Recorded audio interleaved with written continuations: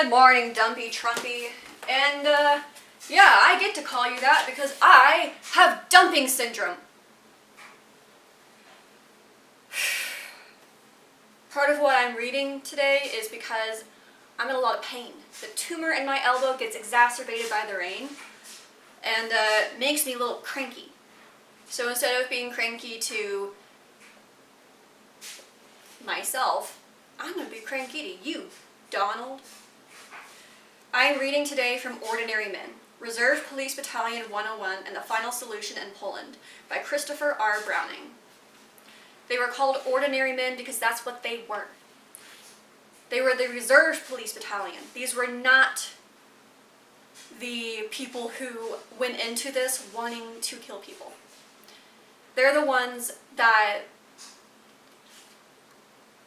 well, you'll hear.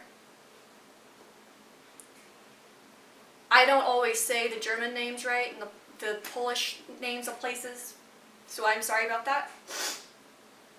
Departing from Bulgaraj around 2 a.m., the truck convoy arrived in Josfow, just as the sky was beginning to lighten. Trapp assembled the men in a half circle and addressed them. After explaining the battalion's murderous assignment, he made his extraordinary offer. Any of the older men who did not feel up to the task that lay before them could step out. How gracious of him. Trapp paused, and after some moments, one man from 3rd Company, Otto Julius Schmi, I think I'm mispelling his name a lot incorrectly, so I am sorry. Not to him, but to you who are watching this, stepped forward. Captain Hoffman, who had arrived in Josfow directly from Zakrzau with the 3rd Platoon of 3rd Company, had not been part of the officers' meeting in Bulgaraj the day before, and was furious that one of his men had been the first to break ranks. Hoffman began to berate Schmi, but Trapp cut him off. After he had taken Schmi under his protection, some 10 or 12 other men stepped forward as well. They turned in their rifles and were told to await a further assignment from the major. Which, ICE, U.S. military, even Nazis walked away. Even some Nazis said no.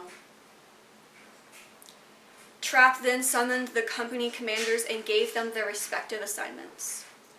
The orders were relayed by the 1st Sergeant Kammer to 1st Company and by Nad and Hoffman to 2nd and 3rd Companies. 2 platoons of 3rd Company were to surround the village. The men were explicitly ordered to shoot anyone trying to escape. The remaining men were to round up the Jews and take them to the marketplace.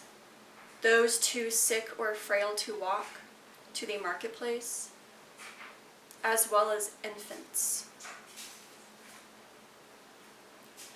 And anyone offering resistance or attempting to hide were to be shot on the spot. Thereafter, a few men of 1st Company were to escort the work Jews who had been selected at the marketplace, while the rest of 1st Company was to proceed to the forest to form the firing squads. The Jews were to be loaded onto the battalion trucks by 2nd Company and 3rd Platoon of 3rd Company and shuttled from the marketplace to the forest. After making the assignments, Trapp spent most of the day in town, either in a schoolroom converted into his headquarters at the homes of the Polish mayor and the local priest, at the marketplace, or on the road to the forest. But he did not go to the forest itself or witness the executions. His absence there was conspicuous. As one policeman bitterly commented, quote, Major Trapp was never there. Instead, he remained in Josfow because he allegedly could not bear the sight. We men were upset about that and said we couldn't bear it either, end quote. Indeed, Trapp's distress was a secret to no one. At the marketplace, one policeman remembered hearing Trapp say, quote, Oh God, why did I have to be given these orders, end quote, as he put his hand to his heart. Another policeman witnessed him at the schoolhouse, quote, Today I can still see exactly where my eyes made your trap there in the room. Oh, sorry. I was speaking as trap. Quote, today I can still see exactly where my eyes made your trap there in the room, pacing back and forth with his hands behind his back. He made a downcast impression and spoke to me. He said something like, man, something something, such jobs don't suit me, but orders are orders, end quote. ICE, you can always say no. Military, you can always say no. Police, you can always say no. I would mention a couple of the different times this year that ICE has raided homes, but there's too many to count at this point. The homes of people who have been taken are now being marked the same way that Jewish homes were marked in Germany, France, other places, to say this person was stolen from their home. It reminds me of 5 years ago with Breonna Taylor. Sleeping in her home. She never got justice.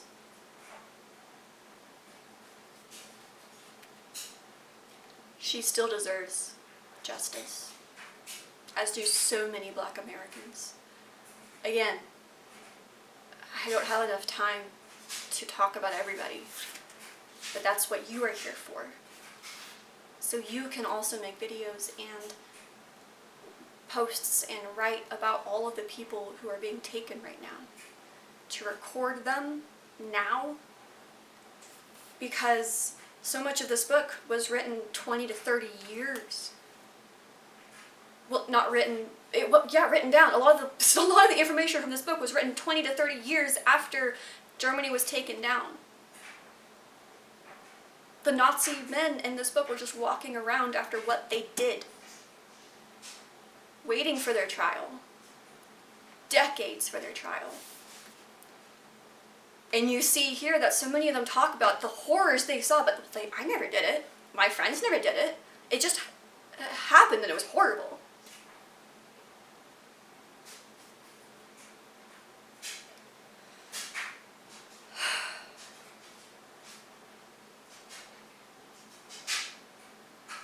As one policeman noted, it was a small town and they could hear everything. Many policemen admitted seeing the corpses of those who had been shot during the search, but only 2 admitted having shot. Again, several policemen admitted having heard that all the patients in the Jewish hospital or old people's home had been shot on the spot, though no one admitted having actually seen the shooting or taken part.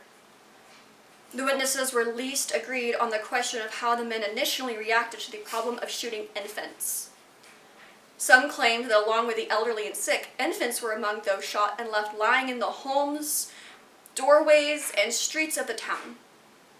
Others, however, stressed quite specifically that in this initial action, the men still shied from shooting infants during the search and clearing operation.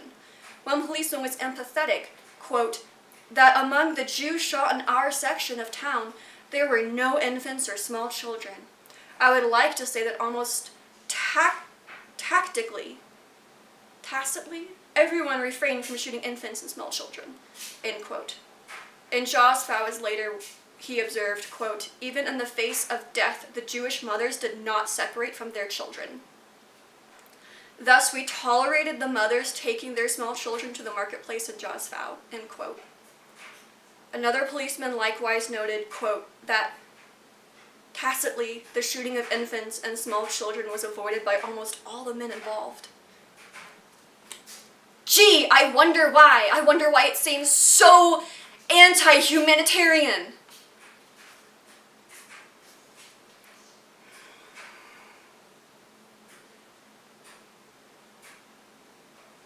During the entire morning, I was able to observe that when